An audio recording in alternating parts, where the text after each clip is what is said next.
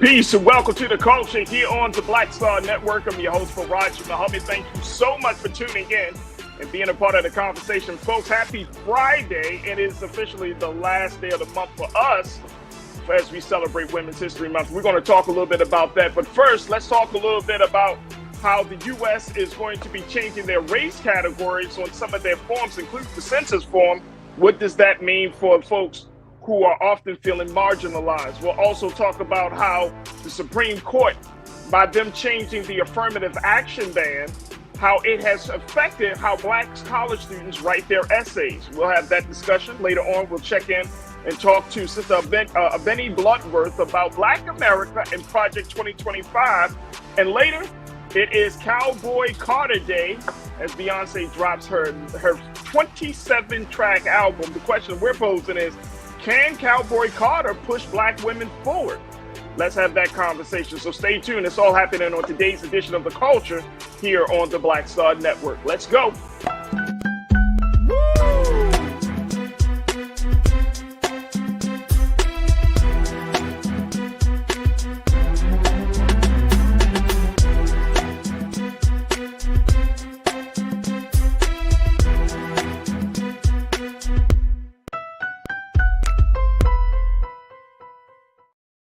All right, folks, welcome to The Culture here on the Black Star Network. I'm your host, Farajii. Thank you so much for tuning in and being a part of the conversation. Happy Friday. There we go. Happy Friday, y'all. Thank you so much. We are broadcasting live today, folks, and I appreciate each and every one of you for joining me as we stream on a number of various platforms. First and foremost, let's talk about our home platform, a Black Star Network. You can go to our website today at blackstarnetwork.com. Download the app for free. Follow us on social media at Black Star Network. And we ask that you just put something in the bucket for us as we are looking for your support to be investors and stakeholders in this fantastic movement we are embarked upon. So go to our website today at blackstarnetwork.com. Also, we're streaming live on Amazon platforms on your Amazon Fire TV. Take a look at us.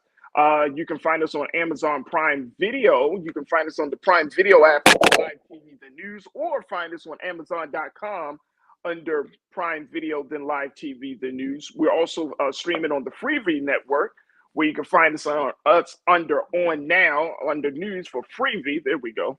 And you also could check us out on Plex TV, 24 hours a day, 7 days a week. Just search for Black Star Network or find us under Live TV, the news and opinion.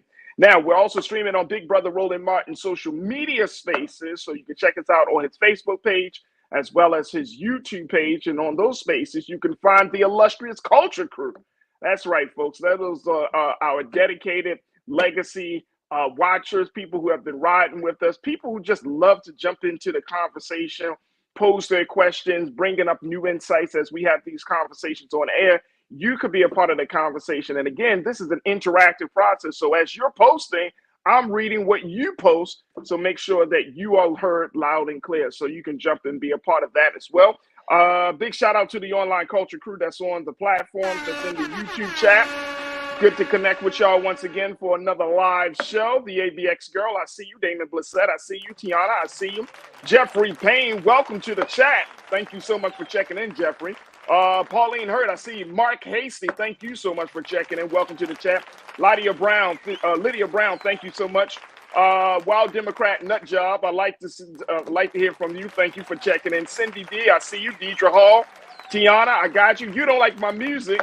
Right on, be free, crew. I love that. Thank you. You don't like my music. And my brother, Official Sanika, checked in as well. And folks, again, you could do the same. So just jump into the chat and be a part of the conversation. All right, folks, speaking of somebody jumping in, I'm joined by my sister, who is an education and parent advocate. She is she's been an administrator. She's the principal of the Dorsell Monroe Online Academy.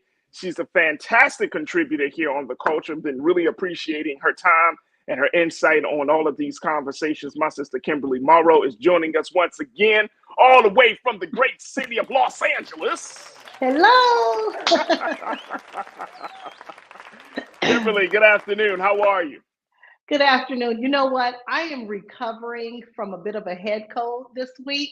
So just bear with me. I hope I'm not too nasally. Right. Got you.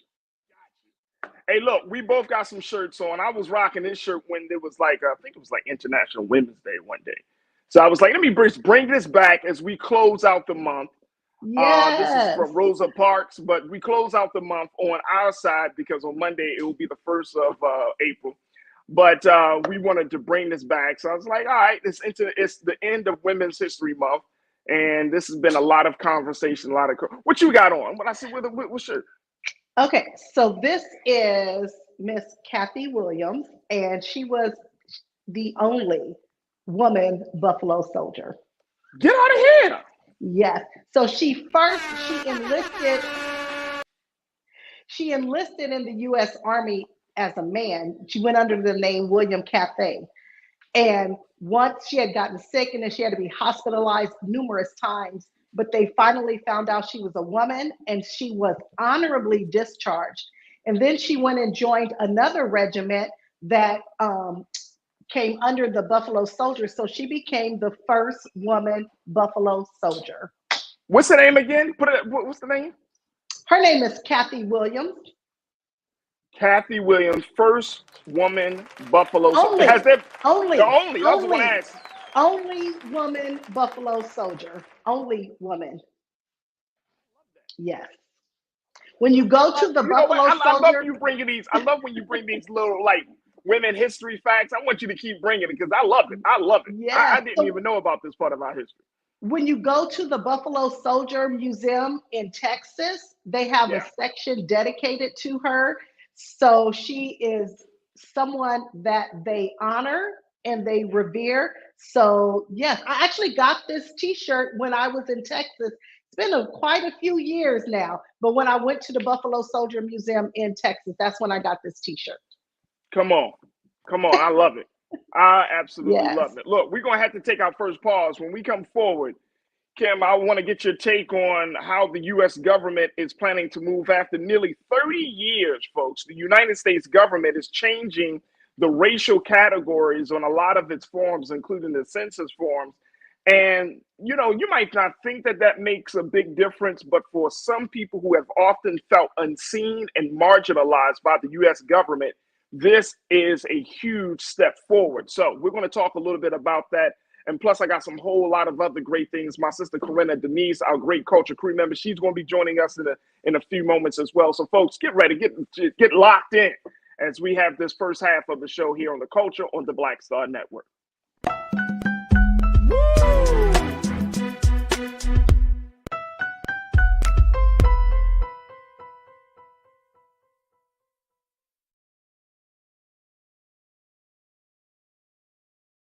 Fanbase is pioneering a new era of social media and investment.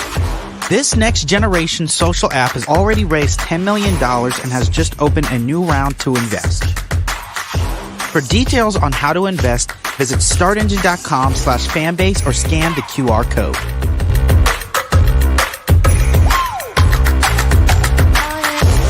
Another way we're giving you the freedom to be you without limits. As bad as Trump was, his economy was worse, and Black America felt it the most. He cut health insurance while giving tax breaks to the wealthy and big business. He stoked racial violence, attacked voting rights, and if reelected, vowed to be a dictator and, quote, get revenge. We can't go back. As president, I put money in pockets, creating millions of new jobs, and capped the cost of insulin at $35 a month. There's a lot more to do, but we can do it together. I'm Joe Biden, and I approve this message. Game on. State of the Union 2024. Huge night for President Joe Biden. This was a CVS receipts type of night. He dragged the hell out of the Supreme Court. And he said, y'all gonna see the power of women. Trump's brain is melting as we speak. We want to organize from a place of strength. There's no confusion whatsoever about what they've done and what they plan to do. What Donald Trump is doing is presenting a fallacy. He is convincing them that he's all in it for them, when in fact he's all in it for himself. We do not feel Joe Biden, in spite of the success that have taken place during this administration economically, there are too many things where we do not feel like he's had our back. You should also be investing in the barbershops and the beauty salons and the hookah bars and the folks who are going to the club, and there's a way to actually get them registered because we've done it before. But if you don't have folks who understand that dynamic, then you're missing a big opportunity. So we said we just celebrated. For what? Why don't you go to Selma to celebrate rather than recommit yourself to the fight if the very thing we went to celebrate has been gutted? Republicans did not support a lot of the bills that were necessary to keep the country fluid. You can't only love your country when you win, right? Oh no, you guys don't want another $2 trillion tax cut? This was absolutely the knockdown, drag out that we were really waiting. Black voters are the base. They're the most important base of the Democratic Party. There was very few language in this speech. At the time, we see an attack on Black history, attack on DEI. The end of the BLM racial reckoning thing has come to a complete end because there was nothing in this speech for that. Our movement has never been grounded in two-party politics in this country. All of our movements ultimately get co-opted by a state that is anti-Black. They called the old because they knew the way, and they called the young because they were strong. And I believe there is a good combination of that, but we can have ideas and we can have visions and dreams, but we have to have our young people also working beside us because they are strong and they will run that race and they will run it to the end. Activists, organizers, and young people have been pushing this administration to be on the right side of history and to do something about the issues that they care about. While the Ukraine and Palestine are critical issues, they are not the only global issues. Not a single Black person who should ever let it come out their mouth that I'm tired. Because there is somebody else who came before us who didn't stop fighting.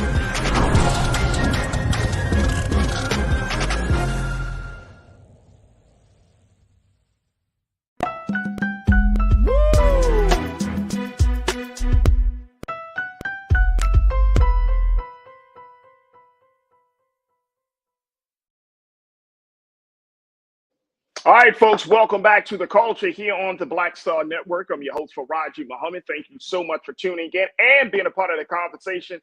Joined by my sister, Kimberly Morrow, who is the principal of the Duracell Morrow Online Academy. And let's talk a little bit about what the U.S. is doing, the United States government is doing for the first time in 27 years, Kimberly, as they're changing how it categorizes people by race and ethnicity in an effort that federal officials believe will more accurately count residents who identify as Hispanic and of Middle Eastern and North African heritage. And I found this to be fascinating just because, one, I think that we are in a very, very different space. I mean, we could talk about DEI all the time, though we have been talking about it a lot. But more importantly, I think that one of the greatest revolutions in this country is when people start to redefine themselves outside of the categories of the white supremacist system, outside of the categories of the systems that they feel are oppressive, right? So it's just as much as folks say things like, you know, well, you're just Black, and somebody said, no, I mean, I could be Black, but I could be Afro-Latino.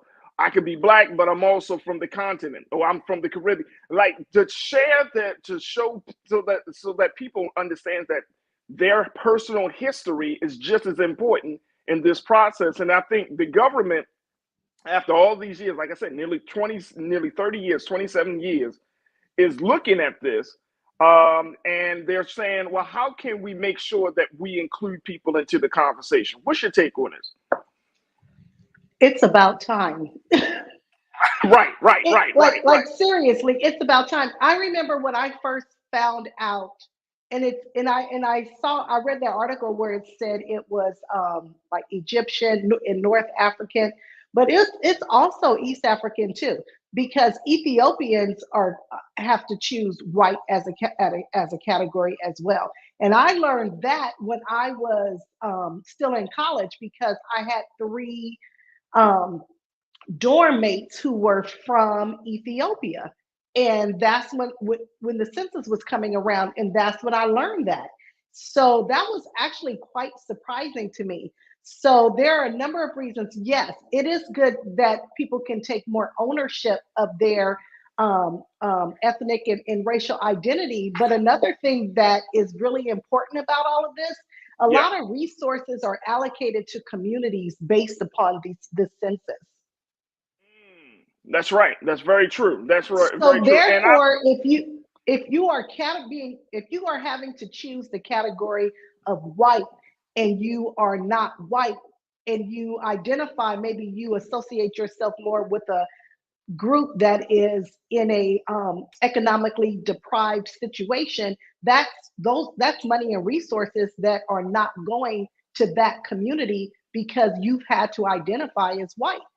Right, right. And that is part of why there are some groups out there, Kimberly, that are pushing or have been pushing for this to happen. I want to share what one group leader had to say. Mita Anand, who serves as the senior director for census and data equity. Excuse me. I didn't even know this type of work even existed, but census and data equity at the Leadership Conference on Civil and Human Rights. This is what she said. She said, you can't underestimate the emotional impact this has on people. It's how we conceive ourselves as a society. You are seeing a desire for people to want to self-identify and be reflected in data so they can tell their own stories. I think that's such a powerful quote from Mita Anand, that people today, and this is part of why I said this is probably one of the greatest revolutions, is that people are tired of living according to other people's expectations, other people's ideas of who they should be. They are tired of living according to the system's categorization of them. That's what we're really seeing today. That's part of this shift in both the culture and the language, whether it's even coming from the LGBTQIA community or any other community. Folks don't want to be labeled something that they feel like they're not labeled as. And to have that to be expressed on a government form, like a census form or like some other form, is something that is major. It's a major change. And Farajii, think about nowadays with so many people who are tracing their roots. Where are they getting a lot of this information from? From the census reports. So if I'm looking at the census reports for my family and I see white, I have all kinds of questions now because I know that my family was from a different country. I know that they're not white. So this has all sorts of implications, not just for the people who are living today, but for generations to come. So it's past time that they've dealt with this and that they are changing this. Absolutely. You don't like my music, you checked in. I love what you said on this. You said people want to be free in the true sense of the word. I think that's a powerful moment. That's a powerful statement. You don't like my music. Thank you for that for posting that. People want to be free, Kimberly. Nobody wants to feel confined anymore, right? At least not according to somebody else's standards, Correct. And there are people that are pushing against that, you know what I'm saying? But it's like this happens to me all the time. When I tell people my name is Farajii. I don't think it's the craziest name in the world. It's 7 letters, folks. And they say, oh, my name is Farajii. And you know what people often say to me? Do you have a nickname, bruh? Do I have a nickname for 7 letters, bruh? Like, sis, do I have a nickname? So, Kimberly, enunciate, open up your mouth and say it. The name is Kimberly, which is probably a very common name. There were so many of us, but teachers always said Kim. Nobody wanted to take the time to say my whole name. So I get you, Farajii. I get you 100%. And now very quickly, before we take our next part, when people start to self-identify, when you do have a group of people who are becoming, quote unquote, into their own, who want to tell their own stories, how do you think that will impact the institutions that we interact with on a daily basis, whether it's government institutions, healthcare institutions, and all of that? Because if people start to self-identify, and I think this is at the root of what we're seeing with the gender conversation. When people start to self-identify, it forces people to get one out of their comfort zone. And then I think two, it will force different policies to be enacted to create, to accommodate this new identity of this person. And it also, unfortunately, it creates this backlash. Then it becomes this, now they want to fight against it. And so anytime we are trying to, we just want to be free, it's like somebody is trying to tear that away from us because for some reason they believe it's taking something away from them. You know, I don't know who said this, but somebody said the problem is especially here in America, we live from this place of scarcity. Like we just believe there's not enough for everybody. So if you want something, then that means you're going to be taking it away from me. It's like, I think we need to get out of this lack and scarcity mindset because this world, there is so much in this world. It's enough for all of us. So that's just me on my soapbox. No, that's a good soapbox to be on because I totally agree. Official Sanika, you said white supremacies or white mediocrity's narrow definitions of race and ethnicity have to evolve. Absolutely. You said it's a shame that it has taken so long for America to catch up to the people. That's a great point too. Yes. Great point too. Yes. You got these narrow definitions, but then now we're at a point where once people start to self-identify, once they start to say, you know what, this is who I am. No, this is the story I want you to tell about me and the people that I come from. Then I think that's going to create a domino effect in policy. That's going to create a domino effect in how we see each other in the world, in the space. So to your point, Official Tanika, I think that's an excellent point. It's a shame. It's a shame. But guess what's at the root of it, though? This is my belief. And Kimberly, I'm going to give you 30 seconds to speak to this.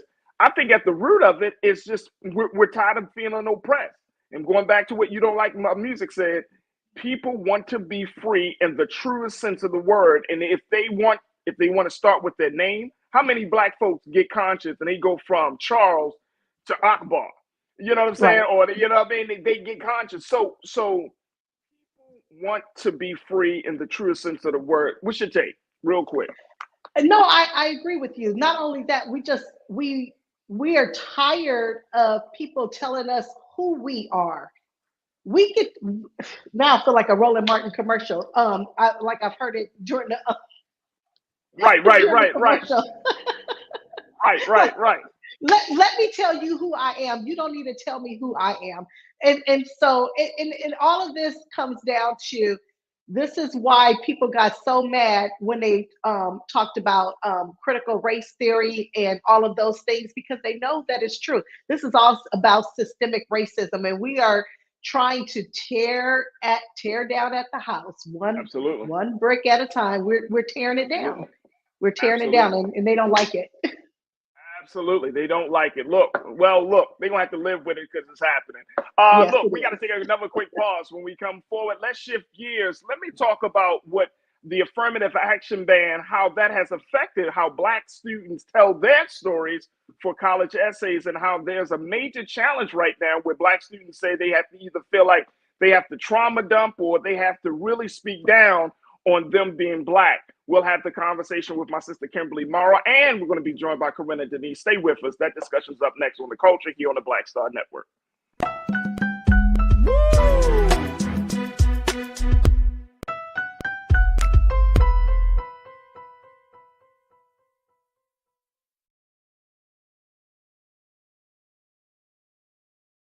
Fanbase is pioneering a new era of social media and investment.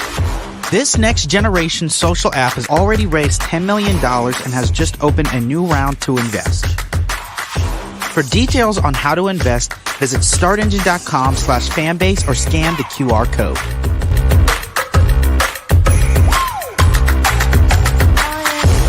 Another way we're giving you the freedom to be you without limits. As bad as Trump was, his economy was worse, and Black America felt it the most. He cut health insurance while giving tax breaks to the wealthy and big business. As president, I put money in pockets and capped the cost of insulin at $35 a month. There's a lot more to do. but we can do it together. I need you to scream for your new beginning. 5, 4, 3, 2.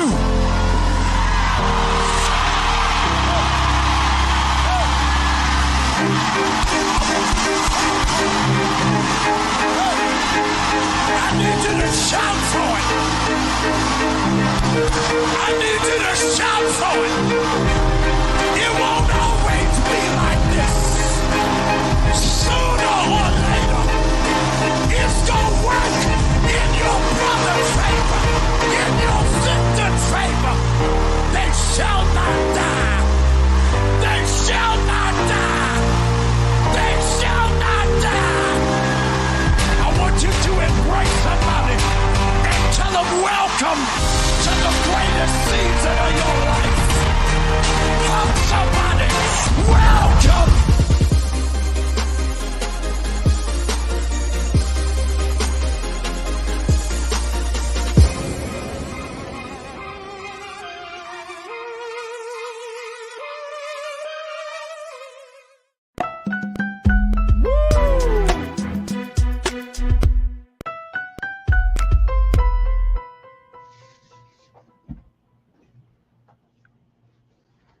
All right, folks, welcome back to The Culture here on the Black Star Network. I'm your host, Farajii Muhammad. Thank you so much for tuning in and being a part of the conversation. Joined by my sister, Kimberly Morrow, who is an educator and parent advocate as we talk about the issues. Very quickly, let me just say this. Kimberly, let me just say this. Big shout out to, we have some of the most dynamic staff members here at Black Star Network. Big shout out to Keenan, who is one of our great, he wears so many hats. But that Pastor Jamal Bryant Church commercial gets me going every day. It gets me going. I be like, welcome to the greatest season of your life. I be like, yes! Right? Boy, it gets me going. So I just wanted to throw that out there, y'all. Just a little, little Friday side note. That thing gets me going. All right. Let me also joined by another sister that gets me going. She gets me going, all right. She always bringing it. My sister, she is a college admission advisor, and she's doing some great work in activism and advocacy. My sister, Corinna Denise, is joining us. Corinna, woo! Hey, happy Good Gets Friday. me going. Welcome to the best season of your life. Oh, what we got going on today with the shirts, y'all? No, let me tell you why. First thing is Women's History Month. It's Friday, and this is the best season of our lives right now. What are you talking about, Corinna? This is what we do. Yeah. All right, Corinna, real quick. What you got with on, this Corinna? shirt? Yeah, What I got on? Yeah. Okay, wait, hold on. Don't talk, act. Don't say show. Don't promise, prove. Yeah. Hey, Kimberly, I think Corinna herself designed that shirt. That is, if I don't know nothing else about Corinna Denise, y'all, that is. But I can't take the credit. I did not design the shirt. I know. But that is you. Like that is you. Don't you be like, shut up and do it.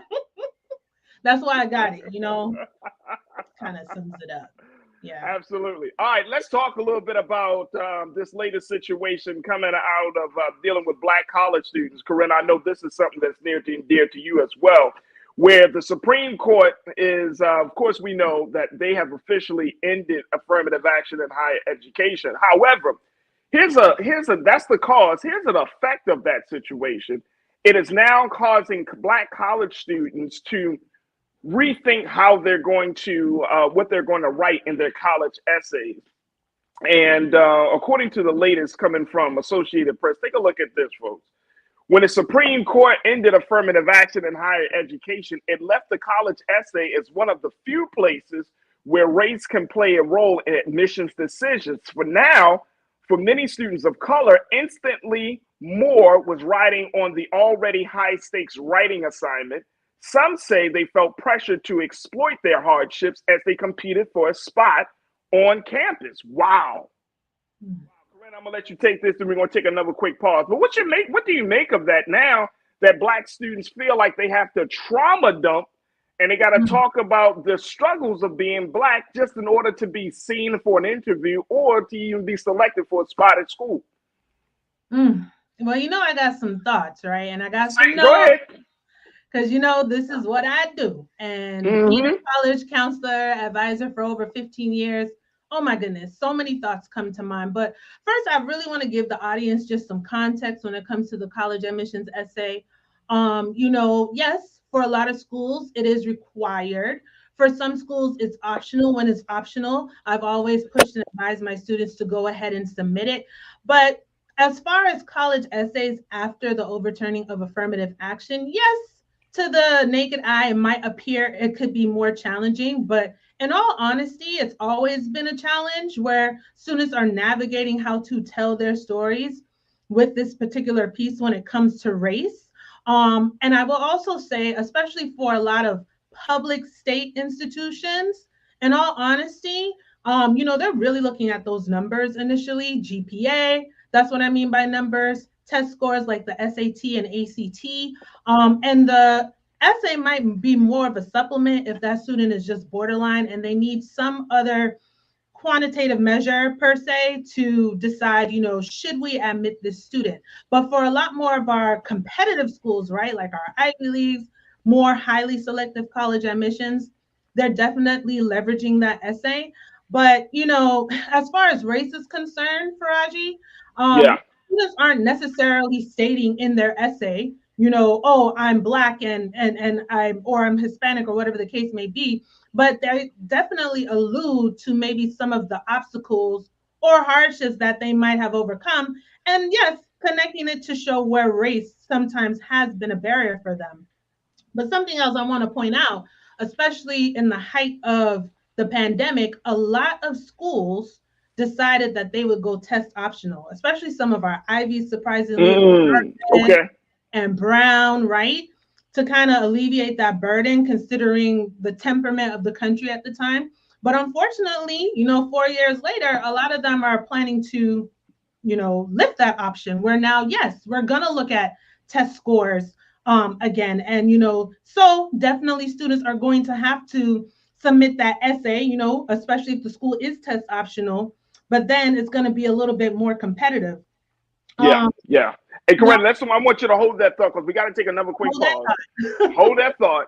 But when we come forward, I want you to finish that because I think you're speaking to something and giving us some context on how we should look at this. Folks, we got to take another quick break. When we come forward, let's talk about how Black college students feel more pressure to talk about their struggles as a Black student, or they even feel pressure to even trauma dump for college essays as they're looking to get into schools now that affirmative action has been banned. So we'll talk a little bit more about this. Stay with us. It's The Culture here on the Black Star Network.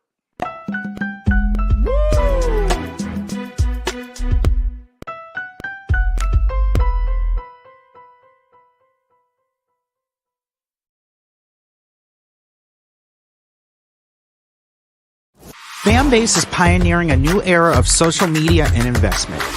This next generation social app has already raised $10 million and has just opened a new round to invest. For details on how to invest, visit startengine.com/fanbase or scan the QR code.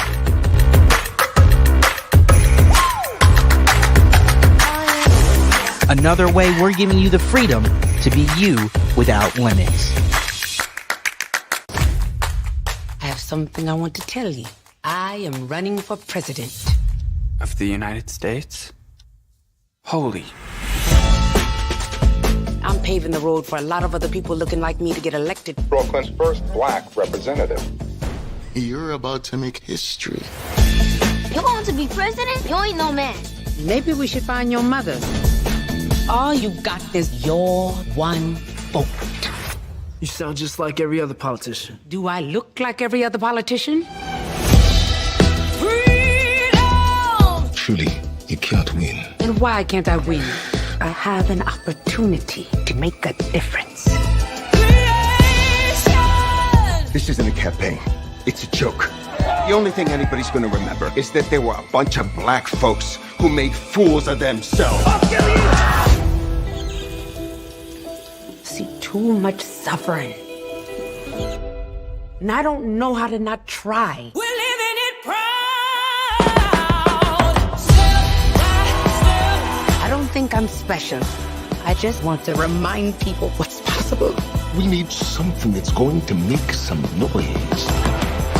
The Black Panthers and Shirley Chisholm. It's like thunder and lightning. I'm going to force all the politicians to be held accountable. You're gonna do all that. School teacher from Brooklyn. Harriet was just a slave. Rosa was just a domestic. What is it you do for a living again?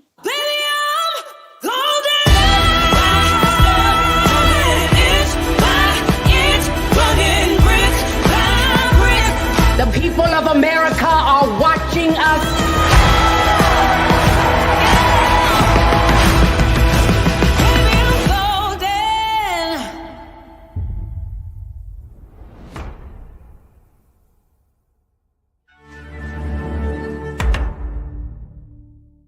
Black Star Network is here. Oh, no punch! I'm real revolutionary right now. Thank you for being the voice of Black America. All momentum we have now, we have to keep this going. The video looks phenomenal. See, there's a difference between Black Star Network and black-owned media and something like CNN. You can't be black-owned media and be scared. It's time to be smart. Bring your eyeballs home. You dig?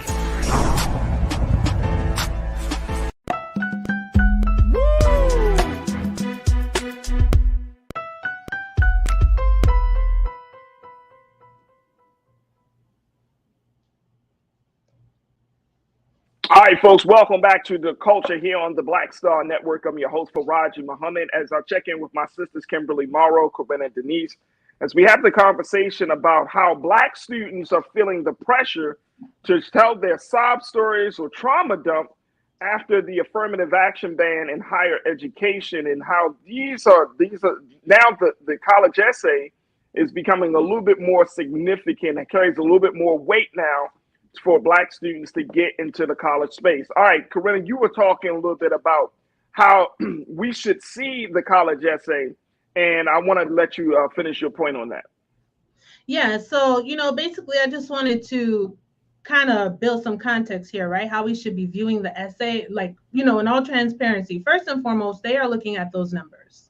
Again, GPA, test scores, do those things align, right? And then depending on the school, their process might be different as to how they're actually leveraging a college essay or a supplemental essay, sometimes a diversity statement, additional essays that they write in addition to the general admissions essay that they will look at to see, okay, maybe if this student is just not quite where we need them to be with our numbers, is this something else we can consider to get them over the hump? So yes, I can see where this would be alarming, especially for Black students or just other students of color. How are they going to be looking at this, especially with the affirmative action? But something I really want to make sure that is mentioned here today, Farajii. Sure. With our students who are not of color, okay, white students, have to be honest, this is almost like a barrier removed for them. What they thought would have disqualified them, now the doors are kind of open, because you'd be surprised, even when students are looking to apply for scholarships and they see, the qualifications, low income, first generation, is automatically presumed that we're not talking about white students. And even they don't want to reveal in cases their race, right? In an essay or on an application, depending on the admissions process or the school, that's automatically going to disqualify them, which is not necessarily the case. And something else I want to make sure that I highlight, okay, there are some other hidden but blatant indicators with race. So aside from the college admissions essay, that general information section of the application, they're going to ask, and you check a box, your race, ethnicity, so they're going to find out, even with your free application for federal student aid, your FAFSA, there are other ways for them to identify, your race or ethnicity if it's not necessarily in that essay that you're going to write. But I would say, while, it does raise a red flag, but through my college advisor lens, I don't really see a significant change per se, because unfortunately you are looking at those numbers. But Yeah. what I encourage students to do is, you definitely want to speak to your experience. Now, unless absolutely necessary that you're going to connect the dots that it was actually race that played a factor, then absolutely it's something you want to share, because again, there are other indicators that you can't necessarily hide from, that if they really wanted to know, they would find out. Yeah. But something else to keep in mind too, that doesn't usually come up, is when are these students also applying in the admission cycle, right? Because if you're applying in the latter part and they've admitted nearly half of the class already, then it's going to make the process a lot more Absolutely. competitive. But yeah, overall, unfortunately, this does remove the barrier for a lot of our white students, because now they see an obstacle removed to go to a school that they can afford, that perhaps Black students might not be able to afford.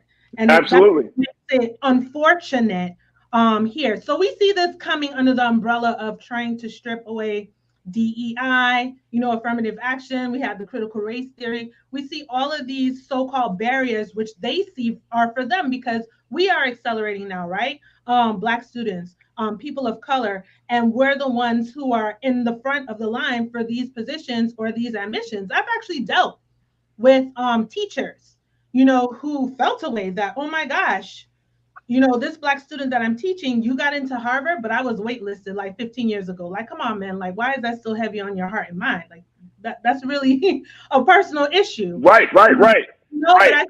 all that to say, I see how this could be alarming, but there are other ways to get around this. Now, last thing, if the school is test optional, then I would say that's where we're really concerned with the essay maybe playing a role. But it's also too finding your college fit and finding the school where Good those point. numbers do align, so that you have a higher chance of being admitted. But yeah, those are Excellent. that's I wanted to. No, those are excellent thoughts, and those are great. That's great advice. Very quickly, Kimberly, I want to bring you back into this, because this year's senior class is the first in decades to have to deal with this whole thing, to navigate these college admissions without affirmative action. Chief Justice John Roberts wrote that universities can still consider how an applicant's life was shaped by their race, quote, so long as that discussion is concretely tied to a quality of character or unique ability. We got a couple of moments before we take our next pause, but I want to give you a chance to speak to that. How do we make that? Because that's like, okay, you can speak on it, but you can't speak on it, right? You got to focus on the quality of character and unique ability, but you can't say because you overcame it, or you've been struggling because you're Black. So how do students and more importantly parents and others help to shape those stories of those students? Well, it's going to be challenging, but can I just say this before I get into answering that question? One of the things that Dorcel Morrow Academy has done recently, we've partnered with Avalon Carver Community Center to create a Dream Achievers College and Career Readiness Program. And that's exactly what we are going to be working with rising seniors beginning this summer and throughout the following school year, with rising juniors and seniors, to help them through this process. So we can actually help them with answering these essay prompts, because a lot of times what happens is schools, and Corinna can attest to this, they'll give the student an essay prompt. So there is a way to finesse their way around it. And what I found it interesting when I was reading the article about the, so it's not that I'm not answering your question, but I'm kind of going around it right now. Farajii, just bear with me. Sure. Was that one of the students in the article, his name was Merritt, and he was struggling with what to write. And he said when he decided to write something that felt authentic to him, it still talked about his, I don't want to call it a struggle, but an experience he had, but it was more authentic to him. And I think as long as students can write and they can be as authentic as possible, and they can tie in with what Justice Roberts said about how Yeah. it shaped their character, Yeah. then that is the key. And what I found interesting from that article is that the students were struggling with writing these college admission essays, but it's similar to what they have to do with scholarship essays.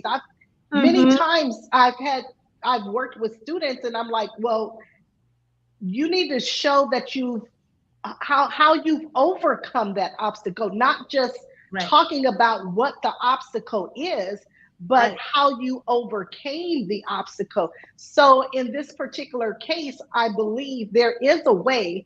And the bottom line is, it's all strategy. It's strategic, because schools like Harvard and in schools, even in California, when we got rid of the affirmative action a while back, now you're just, it's just another way to make sure that the schools can maintain diversity. So you just want to make sure that you are doing what is necessary so that the students can maintain, so that the schools can maintain their diversity without having to say, we took thus X amount of Black students. Now they can point to an essay.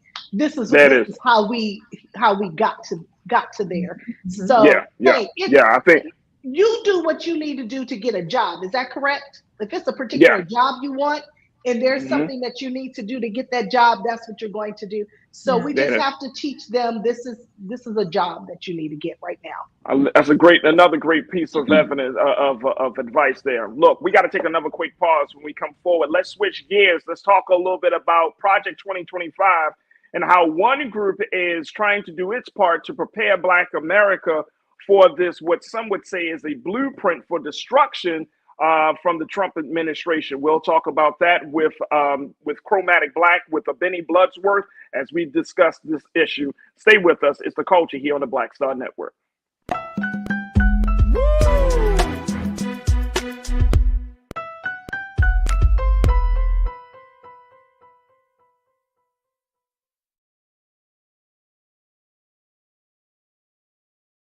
Fanbase is pioneering a new era of social media and investment. This next generation social app has already raised $10 million and has just opened a new round to invest. For details on how to invest, visit startengine.com/fanbase or scan the QR code.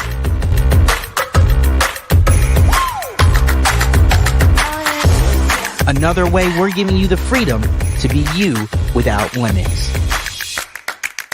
As bad as Trump was, his economy was worse, and Black America felt it the most. He cut health insurance while giving tax breaks to the wealthy and big business. He stoked racial violence, attacked voting rights, and if reelected, vowed to be a dictator and, quote, get revenge. We can't go back. As president, I put money in pockets, creating millions of new jobs, and capped the cost of insulin at $35 a month. There's a lot more to do, but we can do it together. I'm Joe Biden, and I approve this message. Terry and I, we couldn't play in the white clubs in Minnesota. It felt like such a, strength through adversity type moment that I think Black people just have to go through. We have to figure it out. Right. We make lemons out of lemonade. But there's a reason we rented a ballroom, did our own show, promoted it, got like 1,500 people to come out. Clubs were sitting empty. They were like, where's everybody at? And I said, they're down watching the band you wouldn't hire. So it taught us not only that we had the talent of musicians, but we also had have the talent of entrepreneurship. It wasn't like a seat at the table. It's like, no, let's build the table. That's right. We got to build the table. And, That's right. And that was the thing. And of course, after that, we got all kinds of offers. Of course. Right, to come play in the clubs. But we didn't do it. We said, no, we good. No, we're good. We're good. And that's what put us on a path of national. And of course, when Prince made it, then it was like, okay, we see it can be done.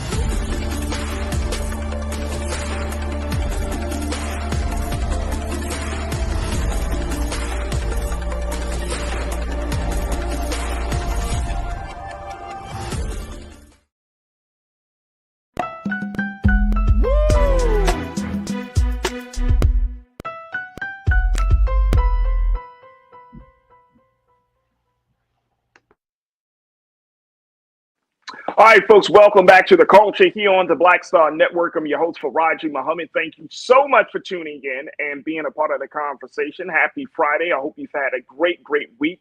And I appreciate you spending the last few moments of the last day of the week with us as we are continuing to have the conversations that we need to have.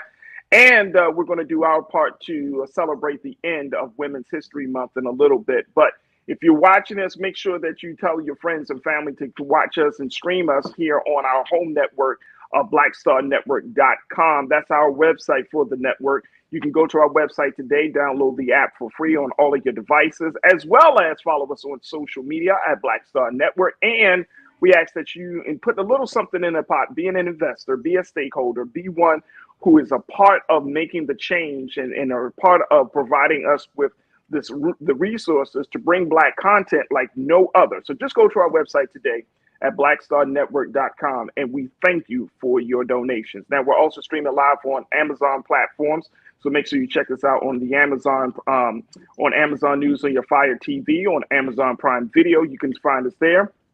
Just find us on the Prime Video app under Live TV The News, or find us on Amazon.com under Prime Video then Live TV The News.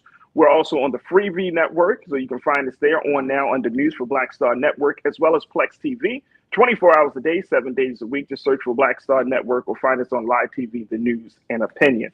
And of course, we're streaming on Big Brother Roland Martin's social media. We're on his Facebook page. We're on the on his YouTube channel. We're also on X. We got Culture Crew members on the X platform. So big shout out to the Culture Crew on all of those spaces. And you can join us for the conversation as well as it will also notify us if you've donated as well. I'll make sure I do my part to shout you out, whether it's your donation or whether it's your comment or your question. This is an interactive experience for you and for us. So I thank you so much for being here with me. All right, folks, I'm joined now by my sisters, Kimberly Morrow, who serves as the principal and founder of the Doris L. Morrow Academy.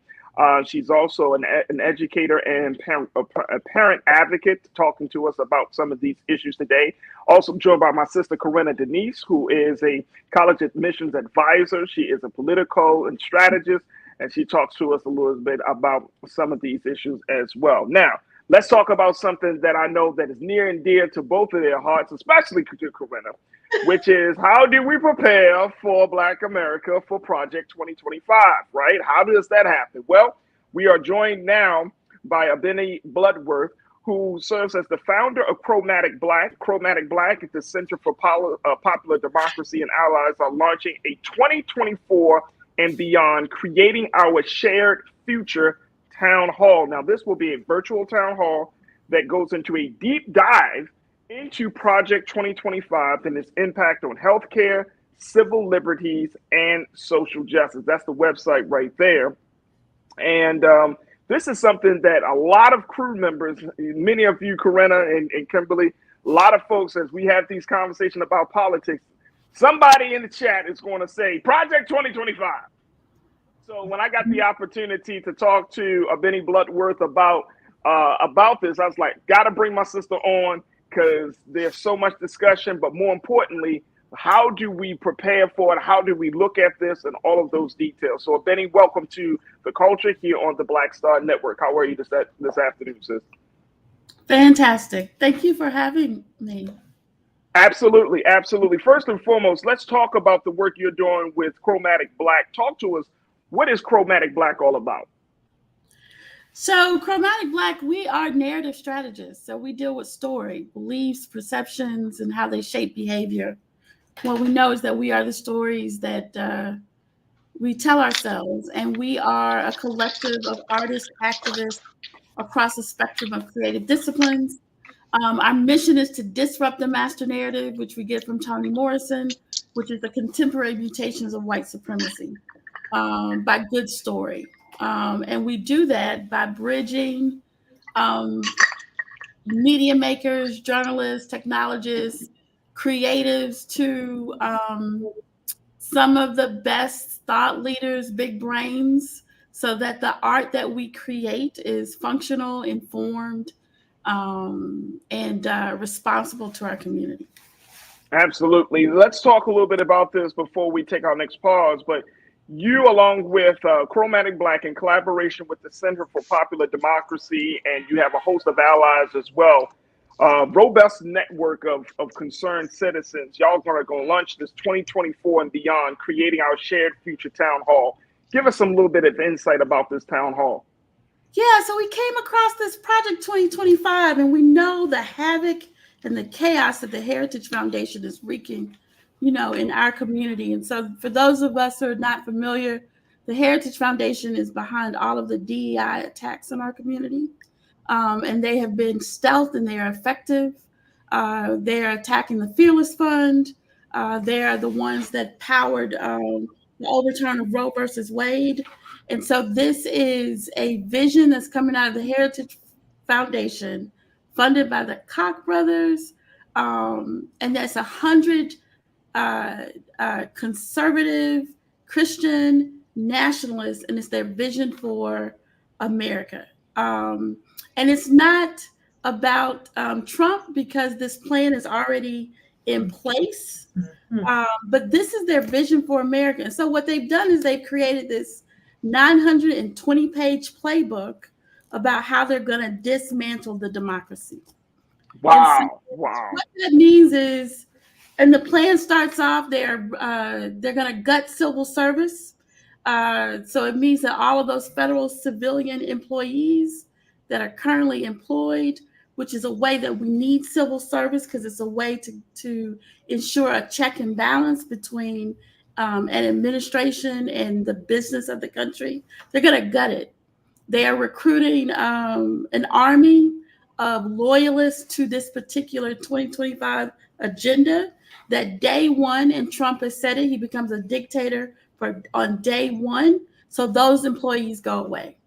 It talks about gutting HUD, eliminating the Department of Education.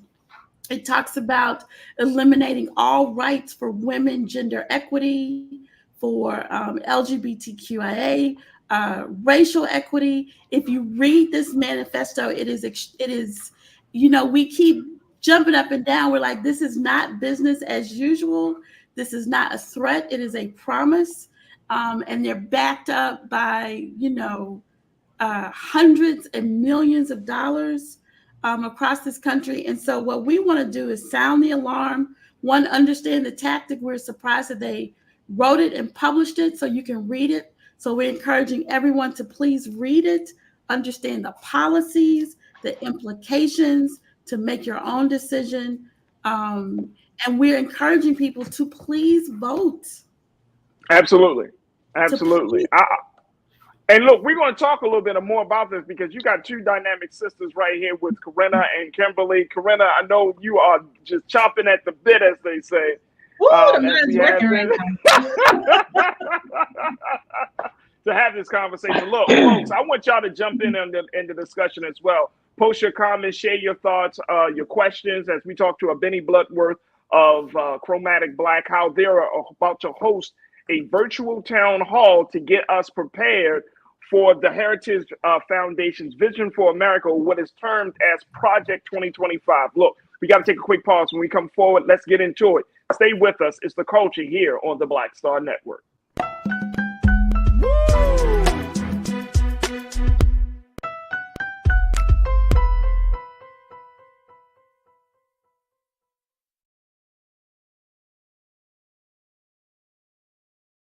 Fanbase is pioneering a new era of social media and investment. This next generation social app has already raised $10 million and has just opened a new round to invest. For details on how to invest, visit startengine.com/fanbase or scan the QR code.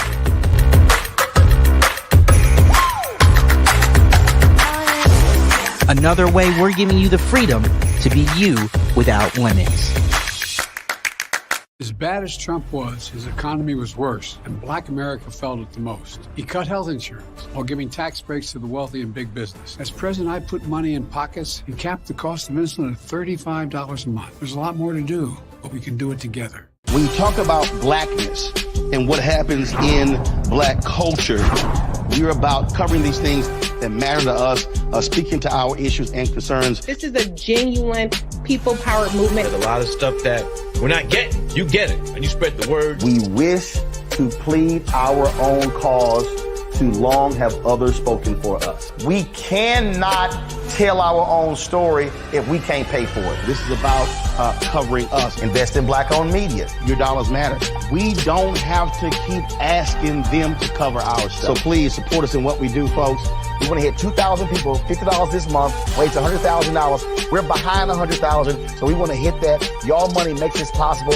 Checks and money orders go to P.O. Box 57196, Washington, D.C. 20037-0196.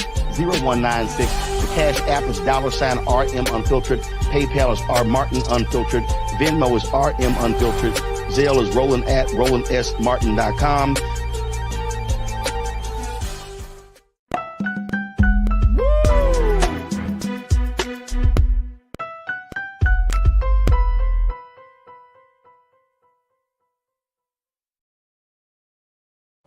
All right, folks, welcome back to The Culture here on the Black Star Network. I'm your host, Farajii Muhammad, joined by three dynamic sisters as we get into a conversation about Black America preparing and having real discussions about Project 2025. This is the Heritage Foundation's quote-unquote Vision for America, 925-page document that really outlines what they want to see in America. And I'm joined by my sister, Benny Bloodworth, who serves as the founder and CEO of Chromatic Black, an organization that will be hosting a virtual town hall very soon. Let me just pull this up here. They're going to be hosting this town hall on Thursday, March the 28th at 7 p.m. Eastern Time, 7 p.m. Eastern Standard Time.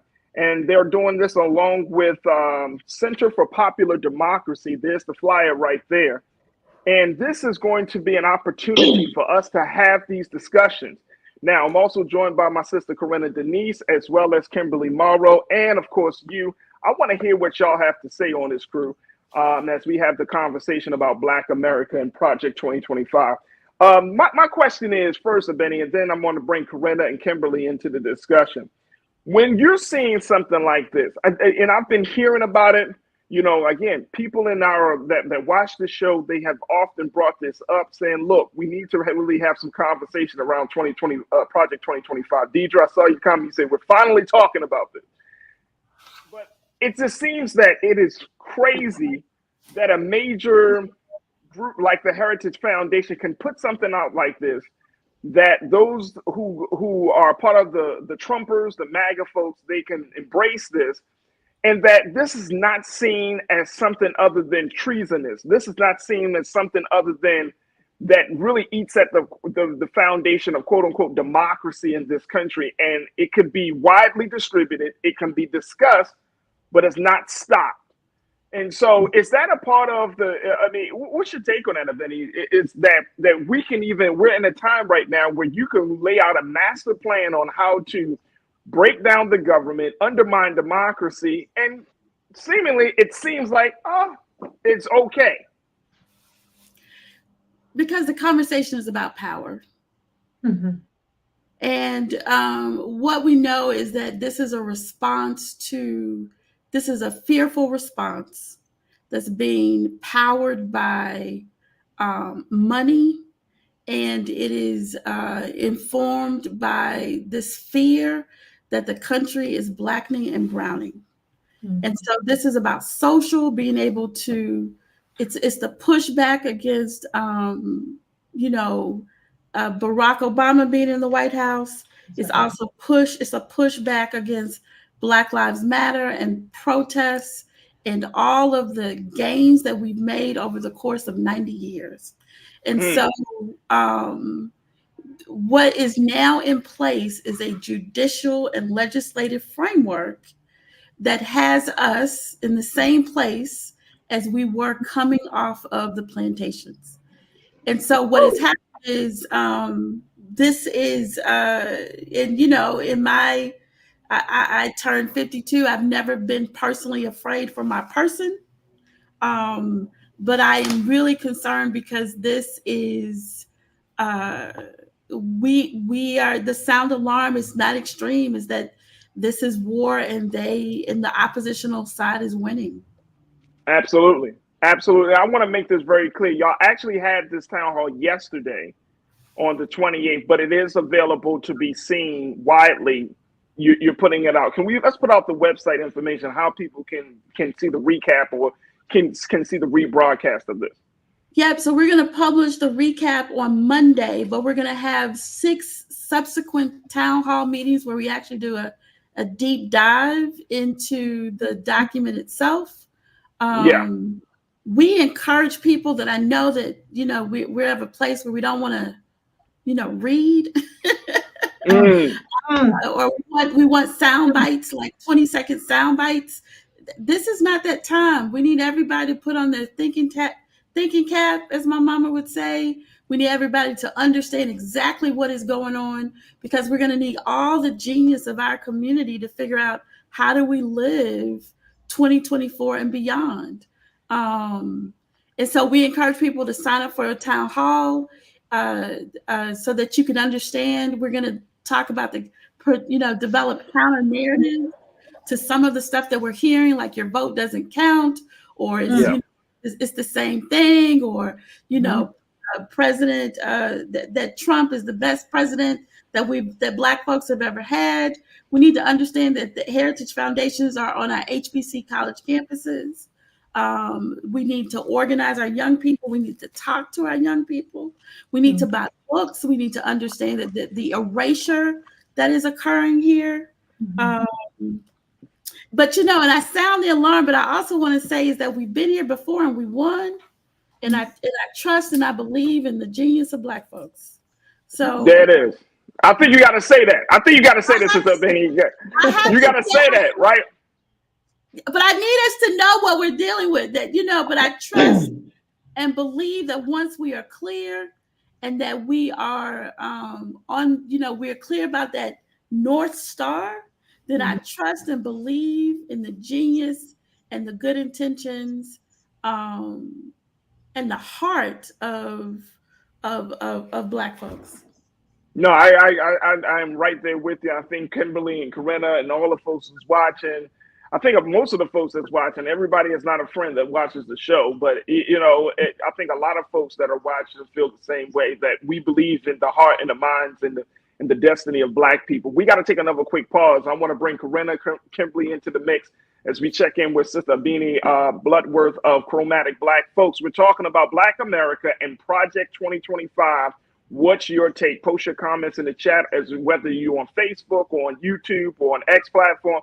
Just jump into the chat, and we would love to hear what you got to say. Stay with us. It's The Culture here on the Black Star Network.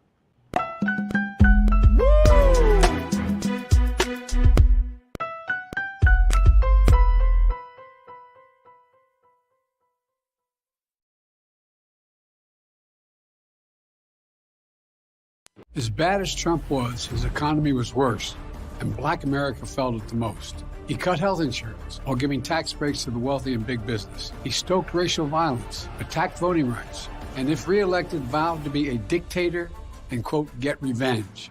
We can't go back. As president, I put money in pockets, creating millions of new jobs, and capped the cost of insulin at $35 a month. There's a lot more to do, but we can do it together. I'm Joe Biden, and I approve this message. Fanbase is pioneering a new era of social media and investment. This next generation social app has already raised $10 million and has just opened a new round to invest. For details on how to invest, visit startengine.com/fanbase or scan the QR code.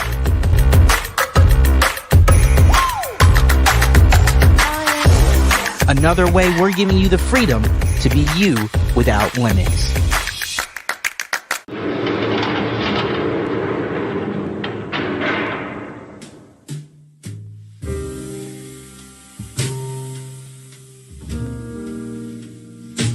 You have the right to remain silent. Anything you say can and will be used against you in a court of law. You have the right to an attorney, and if you cannot afford an attorney, one will be appointed for you.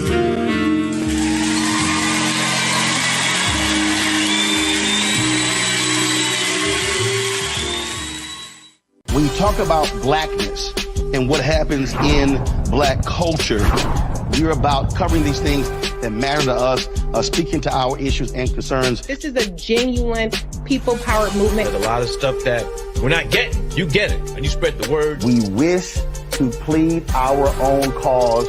Too long have others spoken for us. We cannot tell our own story if we can't pay for it. This is about covering us. Invest in Black-owned media. Your dollars matter. We don't have to keep asking them to cover our stuff. So please support us in what we do, folks. We want to hit 2,000 people, $50 this month, raise $100,000. We're behind 100,000, so we want to hit that. Y'all money makes this possible. Checks and money orders go to P.O. Box 57196, Washington, D.C. 20037-0196. The Cash App is $RM Unfiltered. PayPal is R Martin Unfiltered. Venmo is RM Unfiltered. Zelle is Roland at RolandSMartin.com.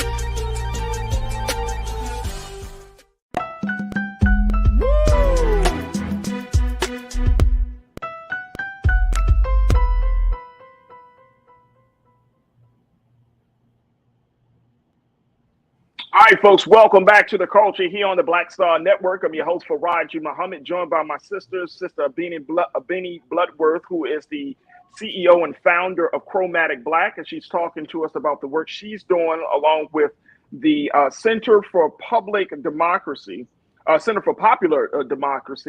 they are looking to have deep dive conversations about Project 2025. Yesterday, they had their virtual town hall meeting. However, it does not stop there for them. For the next few weeks, into the next few months, actually, they are hosting a number of discussions under the banner of 2024 and beyond, creating our shared future town halls. I'm feeling a little Kendrick Lamar. I love it. I feel a little Kendrick.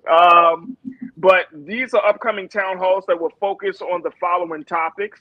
On April 25th, they're talking about reproductive rights. May 30th, environmental justice. June 27th, LGBTQ plus rights. August 29th, they're talking about public education. September 26th, immigration. And October 24th, racial equity, common health action. So that means that over these next few months, these conversations will be had, and you can be a part of all these discussions, folks. But these conversations will be had with the backdrop being the Heritage Foundation's vision for America, their Project 2025, and how Black America can navigate through those draconian policies into a space where we are finding freedom and liberation, and we can carve out a piece of this destiny of our own as well. So I want y'all to sign up for the email list and making sure that y'all stay informed about the work that Chromatic Black and Center for Popular Democracy is doing as we have this conversation. All right, let me bring back Corinna, Kimberly. Y'all have been very quiet on this. Corinna, I want your take on it. And then Kimberly, I'd love to hear yours. And then we're going to get some comments from the crew. Corinna, what's your take on this? Well, first of all, hello, Sister Abeni. Love the name of your organization, Chromatic Black. Just want to say that I will definitely be signing up for those workshops. But thank you for prioritizing this and bringing awareness to our communities, particularly Black America. I've been trying to sound the alarm in my own way about Project 2025, and every chance I get, I've actually been putting stuff on my social media, and I just want to share a little bit of it with you quickly, saying, it is written for all to read in plain sight, yet never seen. And I just wanted to allude that to your point that, we are not enough. And they're actually planning our demise, and they're not even being secretive about it whatsoever. And so many of us still are unfamiliar with what Project 2025 is, that it even exists. And, that they're even plotting and planning for this to happen. I was presenting at a TRIO conference last weekend, and I met, an aspiring politician who's going to be running in a local election here in South Florida. And he was like, Project 2025, what's that? And I'm like, oh my God, like, you need to learn about this and you need to educate your potential constituents. So I'm really, really happy that we're having dialogue about this to break it down. What I do want to ask you is, how is your organization getting the word out to let people know that you are having the workshops? and to basically just educate on the matter? And are you going to also be engaging on some actual boots on the ground activities outside of the virtual activities that you already have scheduled? Yeah, absolutely. So we designed the town halls for movement leaders, community organizers, media makers, and journalists, or anyone who's like got a tribe of people that they're accountable and responsible to. So they're one to help people be able to unpack this tone, right? And then what we're hoping is then people are then able to take it and then and share this information with their respective tribes. So that's the town halls. And then in addition, the ground activations, we're doing something called Get Future Ready, which are workshops across the country. Because we need to have a conversation about what is our vision? What's the vision that we cast forward? Right? And so it's not only knowing what we're fighting against, but being able to facilitate conversation in our community, 15 folks or more, about what is our North Star, what is our vision for the world to be. And we want to have those conversations with Black folks so that we know what we're fighting for. And so that's the ground activations. We're working on some focus groups to begin to figure out, because the way it's written, it's a policy wonk. It's, you know, they contradict themselves within the document. It's not an easy, light read. So we want to be able to host these focus groups. And you know what I was thinking just now with the culture is, let's partner and do focus groups so we understand how do we take this massive document and convert it into messaging. So I like that it was written. I'm like, I just wrote that. I'm like, that's great. And then we could run like a robust media campaign across all of the platforms. So that's our contribution. I want to also just raise the flag. It's not just Chromatic Black and the Center for Popular Democracy.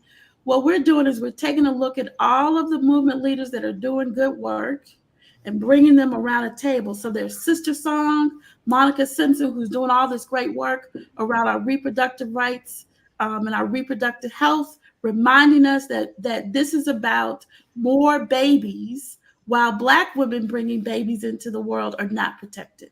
This document talks about criminalizing women who have miscarriages or are not able to bring babies to term. Who are those women? Black women. Right. And at the same time, the rights to eliminate a woman's autonomy over their body so that they have more babies, that's not for our community. And so helping people to understand how to read, or as my great grandmother would say, what's up underneath the cornbread of what's being written. And so those are those Get Future workshops. We've got Monica Simpson doing and then there's Natalie Burke, who's been doing Common Health Action out of DC, who's been doing work for over 20 years around the intersection of health equity and race, and you know, and the algorithms and the tools that are used by the medical establishment that harm us. And so then she has a plan. And so basically elevating our work, because we're doing good work, but oftentimes we're operating in silos, we're stratified, and right now we need each other. That is the antidote to this craziness. And so for us, it's just about creating a table, convening, providing the space, and then trusting the process. Absolutely. Absolutely. We're going to take another quick pause. When we come forward, Kimberly, I want to get your take on this as we talk to Sister Benny Bloodworth from Chromatic Black. Folks, we are talking about Black America and Project 2025. Many of you have been sharing your thoughts, saying that, look, we need to do this. Janelle, I like what you have to say, but you know, we're gonna have to. I want to ask Sister Benny about this when we come forward. You said our responses to Project 2025 are late, but they must be comprehensive, and we can talk a little bit about that in terms of what is the time frame. how do we respond in a timely manner, considering if those in political office are moving slow, like what Corinna experienced down in Florida, they're moving slow. How can the people increase the pace of getting folks to understand the implications of this plan being put together? So we'll talk a little bit about that on the other side. Stay with us. It's The Culture here on the Black Star Network.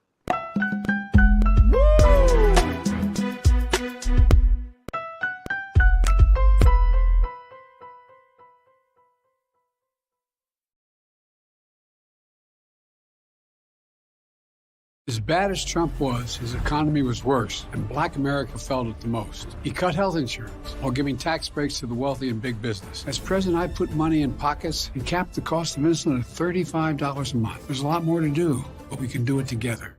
Fanbase is pioneering a new era of social media and investment. This next generation social app has already raised $10 million and has just opened a new round to invest. For details on how to invest, visit startengine.com/fanbase or scan the QR code.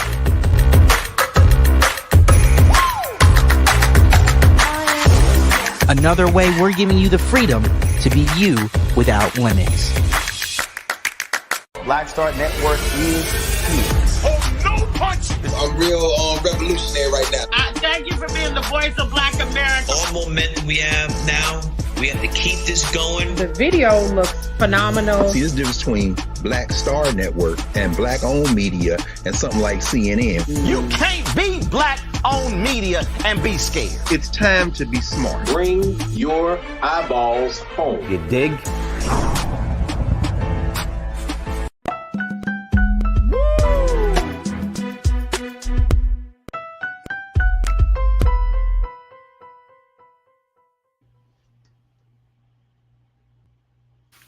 All right, folks, welcome back to The Culture here on the Black Star Network. We're talking about Black America and Project 2025. If you're not familiar with this document, it is the document laid out by the Heritage Foundation and essentially their vision for America, and a document that has been embraced by Trumpers and for those who are part of the MAGA group within the Republican Party, saying that this is the way for America to go. Now, where outside of the document itself, even though the document is full of very draconian policies as it relates to everything from reproductive rights to social justice and racial equity, there are a number of Black organizations that are doing work on the ground to inform people of this document.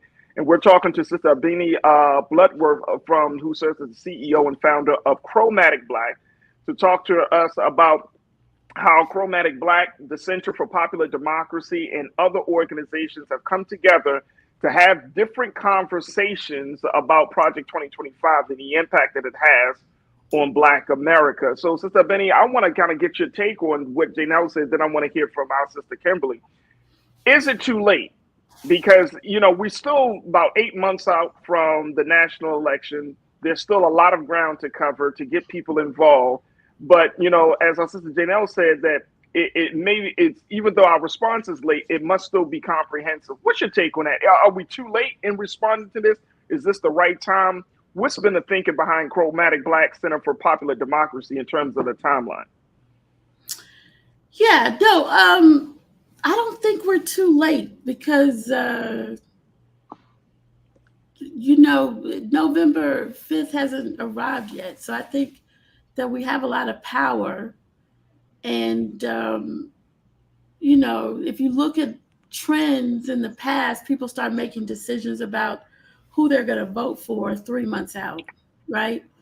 I think the work that needs to be done is we're also seeing where I think it's 43% of Black women are thinking about opting out of voting this year. Really? 43%? 43%. There's a definitely, there's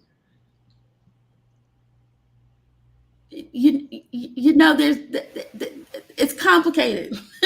Okay, all right, it's complicated. Okay, it's complicated.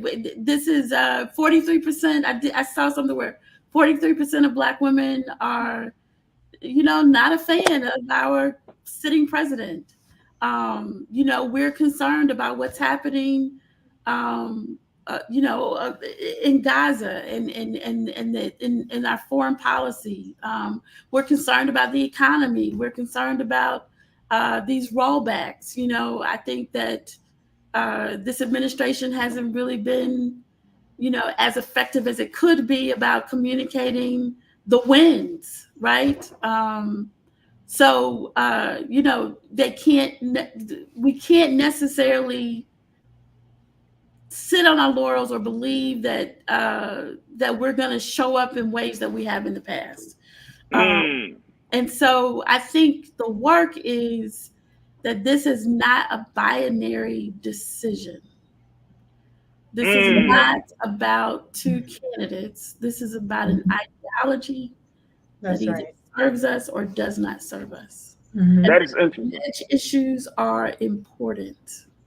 That what we care about is important. We just want to make sure that we have the enabling conditions to be able to fight a good fight. Absolutely. Kimberly, I want to bring you into the mix of this as you're hearing this. And, it's something you said 43, Sister Benny said 43%. And I'm looking at this piece. I wanted to throw this in here.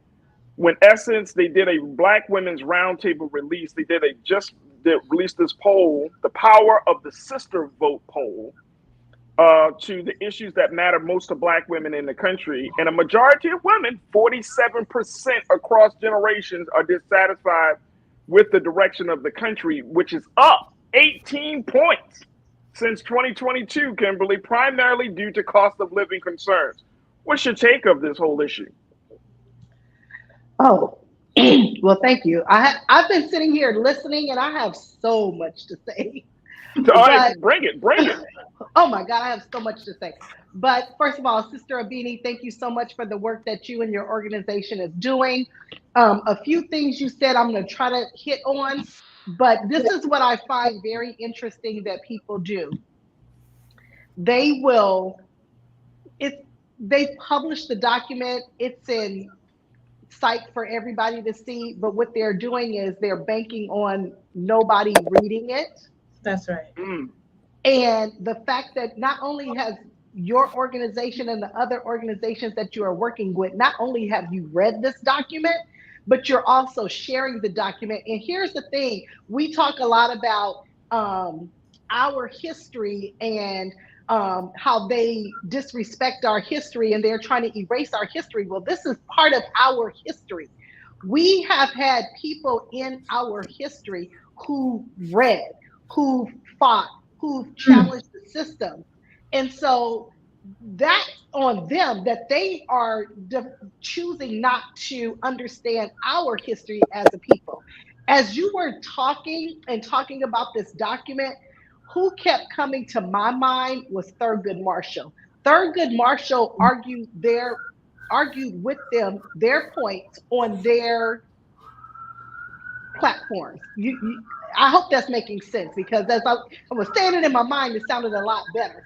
But yes, he went toe to toe with them and won. And it's like they have forgotten about these people that we have had in our history. We haven't forgotten. We know our history. And yes, there are always going to be numbers of us that are not going to read a 900 plus page document, but they have forgotten about those of us who will read that document point by point. That's real. That's a good point. We'll make sure that others understand it. So everyone in our community does not have to read that 900 plus document. It is important for the leaders of our community, like you, like myself, like Farajii, like Corinna, for us to know what is in that document and make sure we're sounding the alarm. And another thing I was thinking of the entire time, I'm like, and I know people don't like to hear this, but I'm sorry, every time I hear things like this, it really reminds me of Germany when Adolf Hitler took over. And you had people that were saying that can happen, as he continued to systematically take away the rights of the Jewish people. And so we are in a situation where, oh, that can't happen here, that can happen here. It can absolutely happen here. Definitely. We've seen it happen in other countries. And it can happen. And so I'm so glad, I'm so thankful that your organization, that you're doing what you're doing. And I hope that TheCulture partners with you and does some media where maybe those people that aren't going to read a 900+ page document, maybe they do get it in bite size.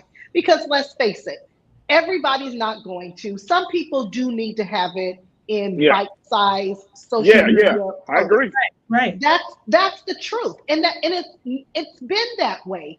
And so those are things that we, as a group of leaders, those of us that feel that we are in leadership positions, it is incumbent upon us to make sure that other people are getting this information as they're able to digest it. I think that's an excellent point, Kimberly, and I think that as we have this conversation, and we're going to take another quick pause, but as we have this conversation, we just got to recognize, folks, that we should not expect everybody to read a 925-page document. You know what I'm saying? It should not be expected, because we don't read a lot of the. I mean, hell, some of the political leaders don't even read the laws that they put into action.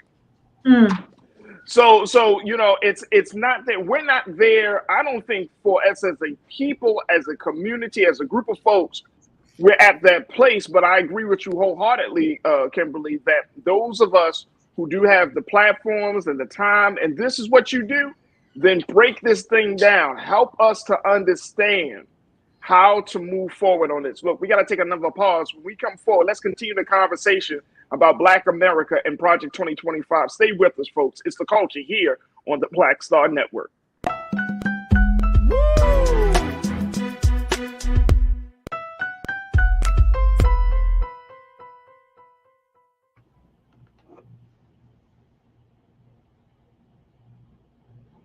As bad as Trump was, his economy was worse, and Black America felt it the most. He cut health insurance while giving tax breaks to the wealthy and big business. As president, I put money in pockets and capped the cost of insulin at $35 a month. There's a lot more to do, but we can do it together.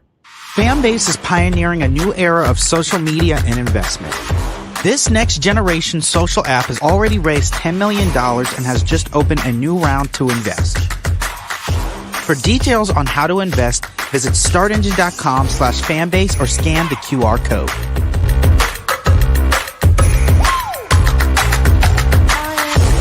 Another way we're giving you the freedom to be you without limits. Black Star Network is here. Oh, no punch! I'm real revolutionary right now. Thank you for being the voice of Black America. All momentum we have now, we have to keep this going. The video looks phenomenal. See, there's a difference between Black Star Network and Black-owned media and something like CNN. You can't be Black-owned media and be scared. It's time to be smart. Bring your eyeballs home. You dig?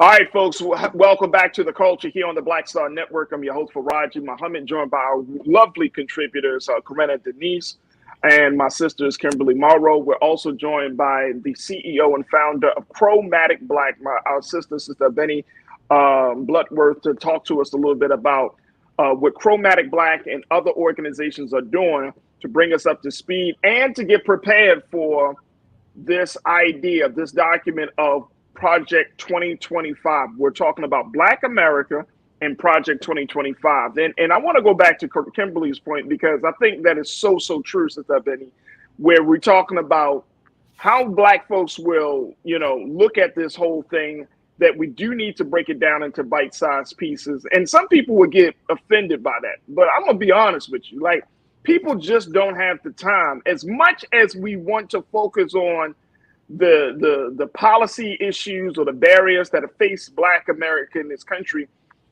cost of living, family, personal and mental health, all of those things are pulling at us as well.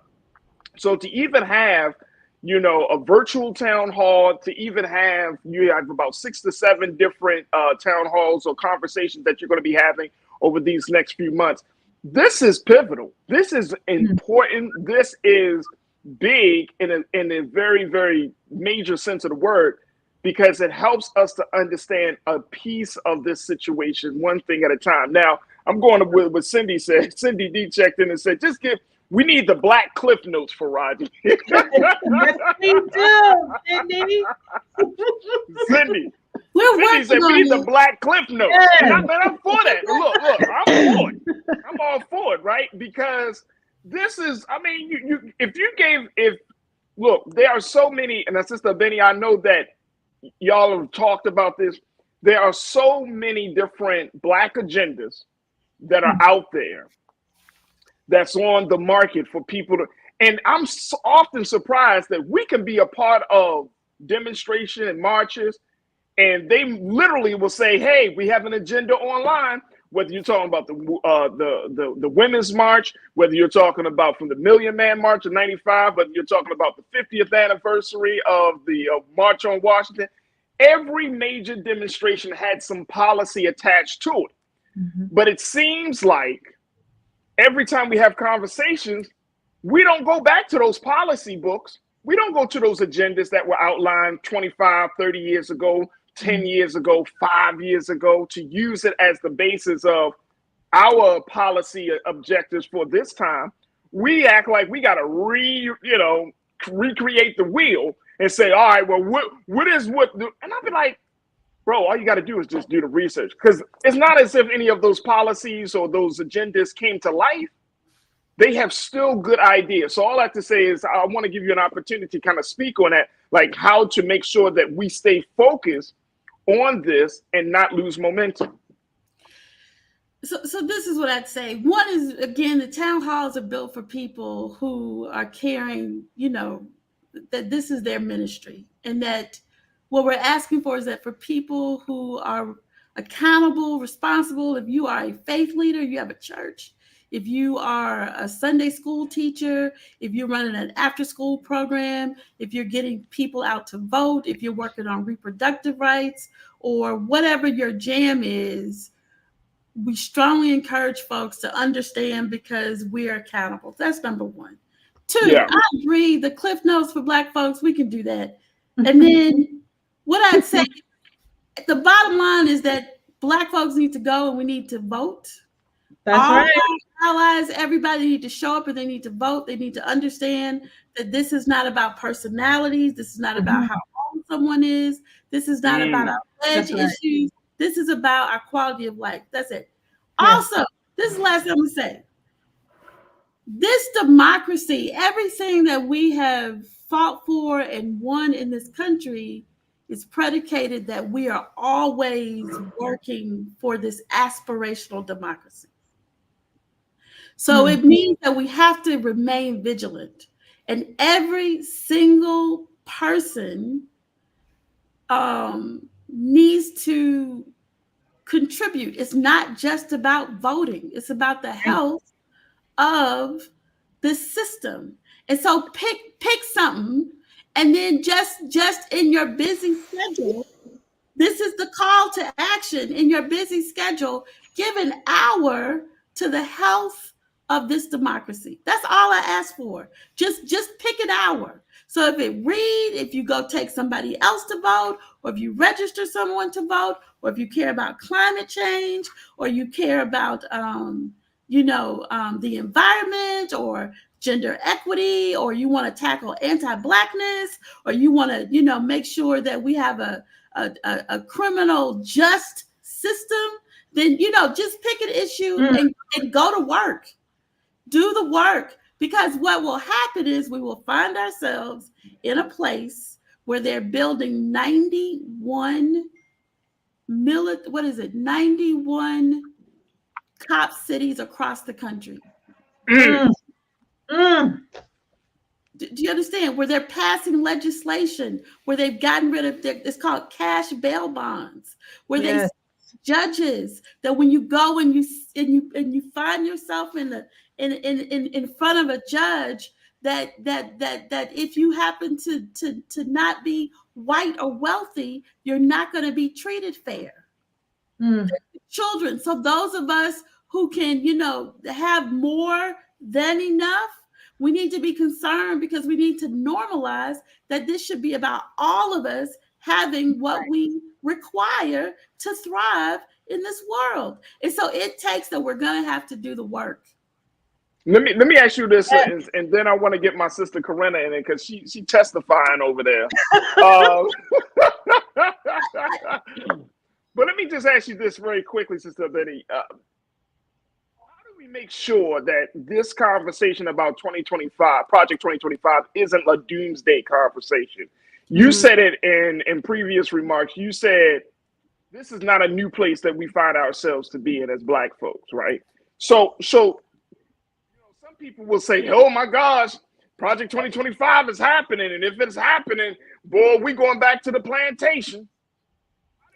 Have a balanced view of what the consequences may be, because I know that if we work from a place of fear rather in a place of self-determination, those are two different energies. And when you're afraid of something, you're not always using the best of intelligence versus when you are self-determined. So can you speak to that? Then I'm gonna let my sister Corinna say something.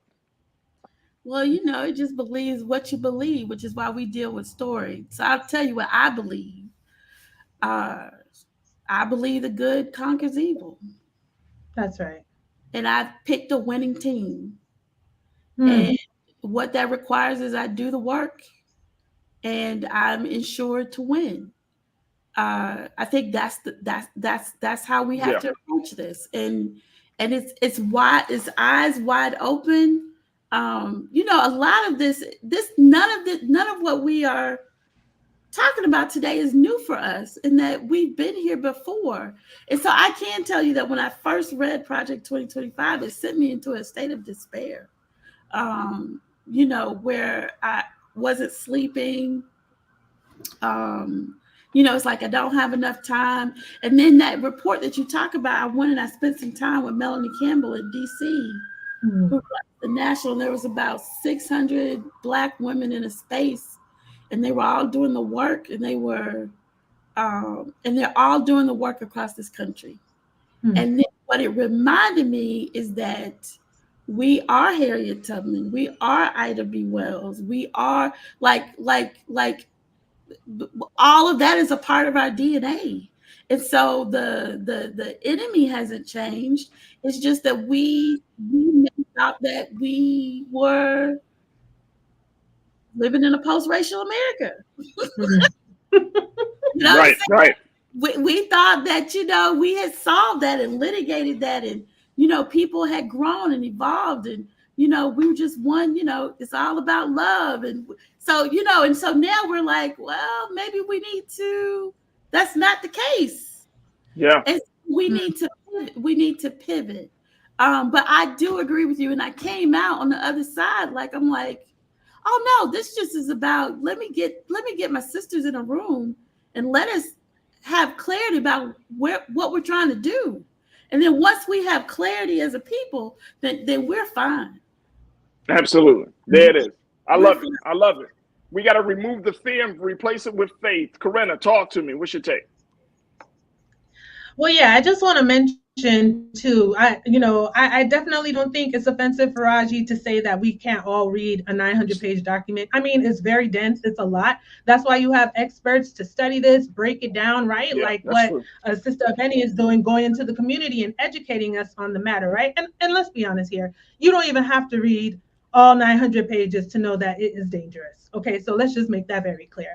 I also want to just mention too, we have to remember that this isn't all about Donald Trump, and we have to recognize that this is a piece of legislation, a calculated plan that they are on the precipice of executing, depending on what happens in November. So with that being said, we have to understand that it would happen, right? To your point, Sister Benny, you said it's not a threat, it's a promise. Whether or not Donald Trump is involved or not, he is just the face of this execution that they're looking to do, right? So we have to, be aware of this. And like I said, I would just encourage folks to just, even if you just Google and just read a few pages, I mean, just take a look at the Heritage Foundation's board, right? All white men. And the last thing I will say that I hope would encourage all of us to continue to be optimistic on this Good Friday. Last Friday, here in South Florida, in Fort Lauderdale, we had the Africana Arts and Humanities Festival, and Michael Harriot was one of the presenters, and he was talking about his recent book, Black AF History, right? And he said something that was really, really deep to me concerning us as a people. And I just want to frame it this way. You'll always hear us say that, oh, we've always persevered, we're resilient, we've overcome. But he kind of remixed it and said, you know what, y'all not going to win. And you know why? Because Black people have a track record of being undefeated.